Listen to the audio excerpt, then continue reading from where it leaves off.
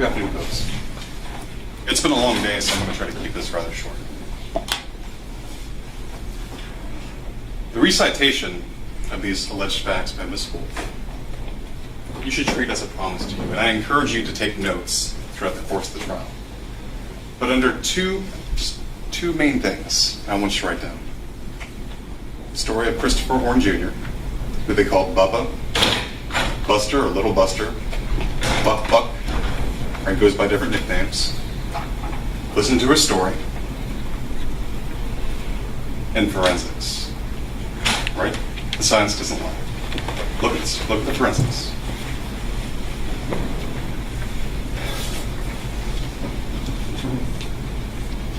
The state has chosen to charge. Right out of the gate, the defense is drawing a sharp legal distinction. Felony murder versus premeditated murder. That matters because one charge says you planned and intended the killing. The other says a death happened during another felony. Same tragedy, very different path to conviction. And notice the strategy here. If the state didn't charge premeditation, the defense wants jurors asking why not. Thomas Stein with felony murder. Right? The whole principle theory, someone over here is doing X, Y, and Z, so he's involved. Remember that course of discussion to voir dire? Right? But not premeditated murder in the first degree. Right? The action of actually pulling the trigger himself. Weird. Isn't that strange? I'm not telling them how to try their case.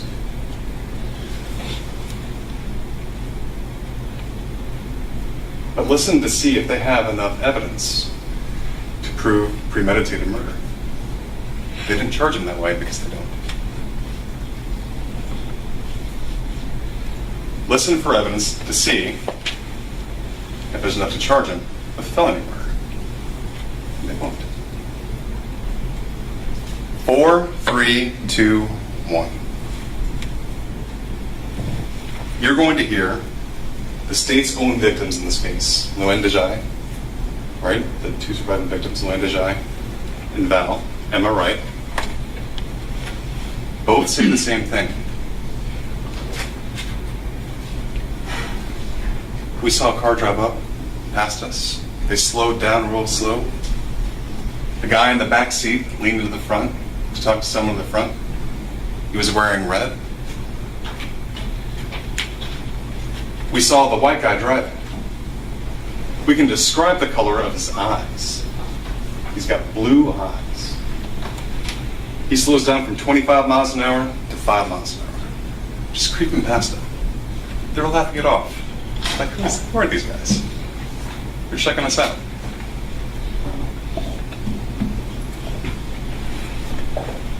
You'll hear that the car went down, made a U-turn, came back, and pulled up to the curtains.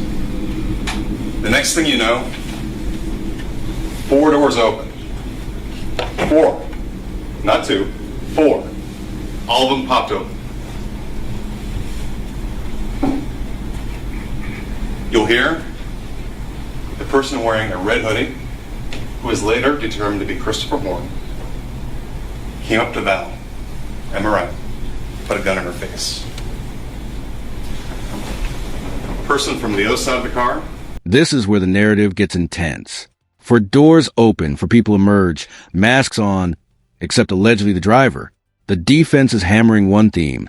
Chaos creates confusion. In high-stress moments, memory can be powerful, but it can also be fragile. Question for you. If something happened in seconds, how confident would your identification be months later in court? They run up. There's a passenger and a back passenger. Each one runs up to Kayla. The other one runs up to Lynn. That's 3. You're going to hear him say that Thomas Stein was the driver standing at the driver's side door. What's happening? Oh, and by the way, he's the only one not wearing a mask. Right? The other 3 had foresight to wear a mask.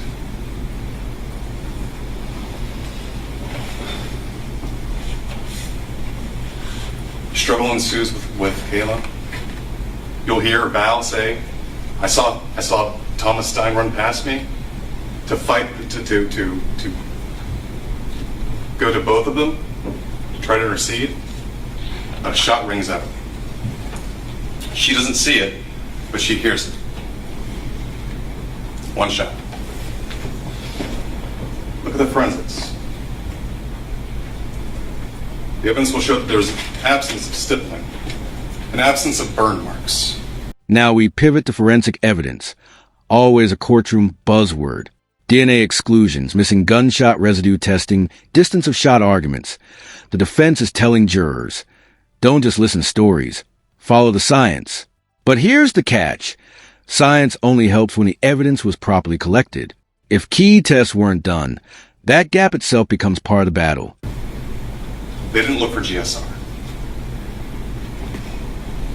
You'll hear that based upon that science, the shot came from at least 3 to 5 feet away.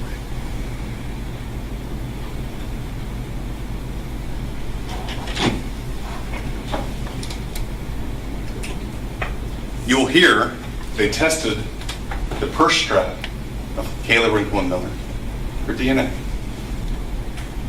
You'll hear that there was a mixture found on that purse strap. That mixture,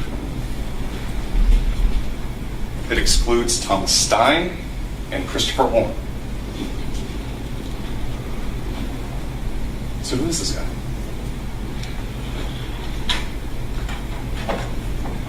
There's 2 universal truths in this story.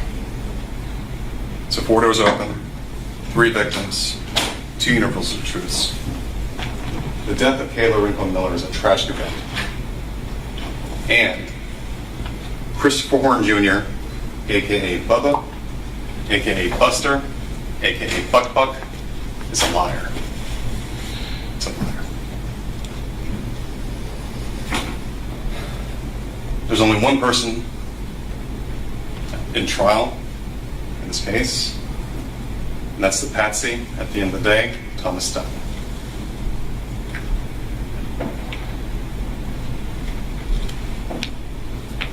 The girls gave 4 descriptions of suspects, 4 different descriptions of suspects, 4 different builds, right? You got Thomas Stein, the only white male, young, bowl cut, blue eyes. You have Christopher Horne wearing a red sweatshirt. You have another black male, short twists, wearing a red shirt with loud writing in the front. And you have another black male, dark skin, all in black. That's 4 different descriptions. The state has alluded that they were under this high stress event that's altered their perceptions. You know, Ms. Miller talked about going to a wedding and having witnessed a wedding. But folks, only 2 people to that wedding got married, right? That doesn't change. The number doesn't change.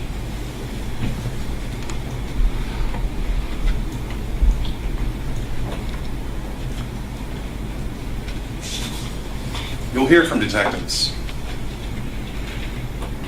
This investigation remains open to their suspects. And here comes one of the oldest courtroom pressure points, the cooperating witness deal.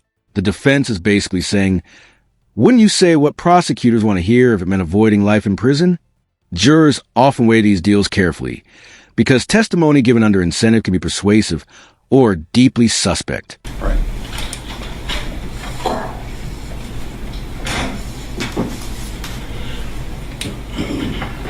We talked about common sense. We're asking you to use your common sense in this case to the best of our ability, right? We can only go based upon what the evidence presented to us is showing. So who should you believe? The 2 eyewitnesses that were there? The 2 victims that are surviving this tragic incident in this case that are going to testify? Or Buck Buck? Buster? Bubba? Christopher Horne Jr. You'll hear that Christopher Horne Jr. has been offered a deal of a lifetime. You'll hear that he was looking at life in prison on this charge. Life in prison. But instead, what he'll get is a 25-year sentence with no minimum mandatory, which means he gets credit for time served, 2 years. It's good time, he gets gain time, right? So we figure he'll spend about 19, 20 years in prison. You'll hear that in this case, his parents were arrested for witness tampering, for threatening Jessica Stein.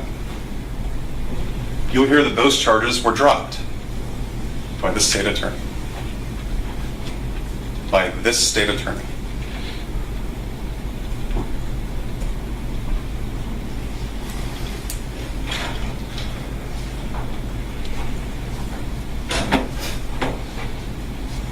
You'll hear the plan that night between Christopher Horne and Thomas Stein is to drive around and check the door handles of cars, look for loose change.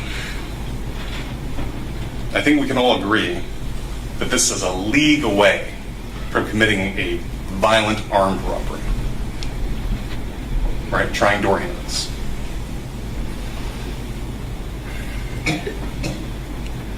You'll hear that Thomas Stein lives in a nice house. His mom provides for him, lets him smoke marijuana in her house or at her house, not inside. But gives him certain freedoms, right? At least she knows where he's at.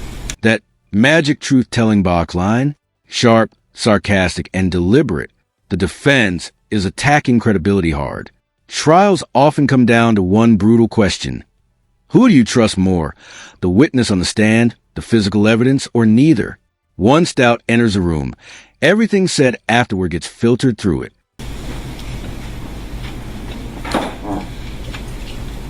Doesn't have to pay for gas.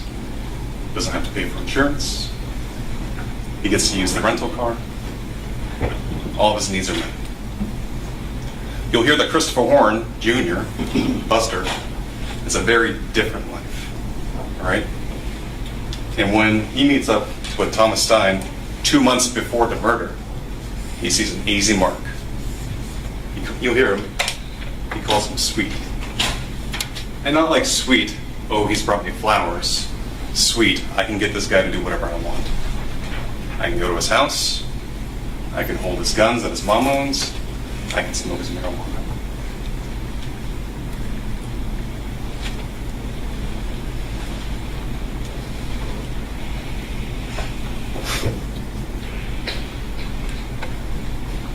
You hear that Christopher Horne, when making and striking this deal, gave a proffer to the state. You'll hear, in that proffer, he lied. So they had to bring him back for a second one.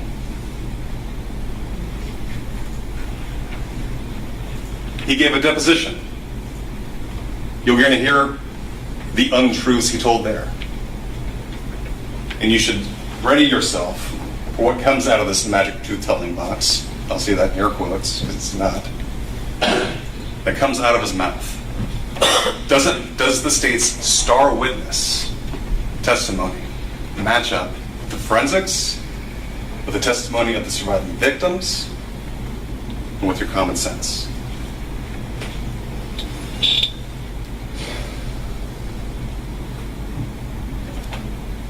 We're going to have to use our common sense to figure out who these other two people in the car were, right?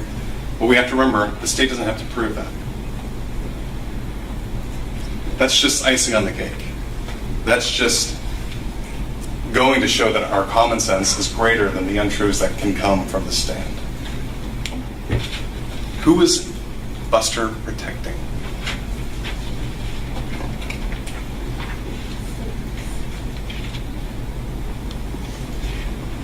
Going out, no mask on, looking for door handles to try in a parking lot. All of a sudden, shifts when two people get in the car. Right? That Thomas is driving. There's a conversation. I don't know, maybe. This closing stretch ties the entire defense theory together. Mastermind or manipulated kid, participant or pawn. They're not necessarily claiming innocence in every action.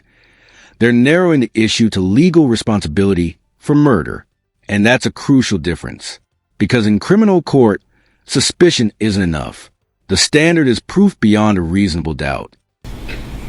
Between Christopher Horne and these two people, that Mr. Stein is not a part of. You'll hear that Christopher Horne Jr. had a 1911 .45 caliber. You'll hear that even though the gun wasn't discharged allegedly, Christopher Horne Jr. gets rid of it. And then when I say gets rid of it, in a river somewhere. And Christopher Horne Jr. during his proffer says, here's where it's at. And you'll hear how law enforcement dutifully went to that location. And they dredged, and they looked. Metal detectors, the whole bit. What'd they find? Goose egg. Nothing. Why would Horne get rid of a gun that allegedly wasn't used? And according to him, didn't even have bullets. If it wasn't the murder weapon. Why would Christopher Horne Jr. get rid of his cell phone? You'll hear that they have Thomas Stein's cell phone. They have his records. But they don't have Christopher Horne Jr.'s phone. They have carrier records, but they don't have records from WhatsApp. They don't have direct messages from social media.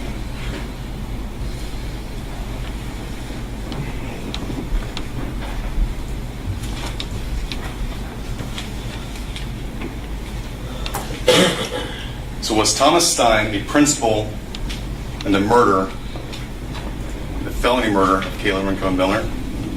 Or was he sweet? Did these boys use him? The fact that he had a car, the fact that he had weed, the fact that he was willing to drive them around to try to fit in with them.